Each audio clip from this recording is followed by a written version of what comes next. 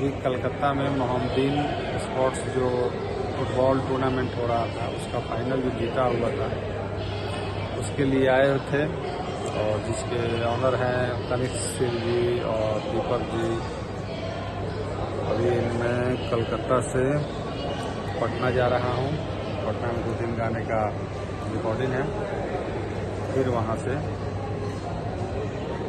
Siwan MP चुनाव है, इसके बाद दिल्ली में चुनाव है। तो 2 तारीख को नॉमिनेशन है मनोज तिवारी जी का, वहाँ भैया के नॉमिनेशन में 2 तारीख से रहेंगे। ये देखिए आप कलकत्ता एयरपोर्ट पर का नज़ारा। और फिर हम लोग चलिए हमारे पेज पे जुड़े रहिए। यह मेरा पेज है, पेज को लाइक कीजिए और पेज को ज़्यादा से ज़्यादा फॉलोअर बनाइए।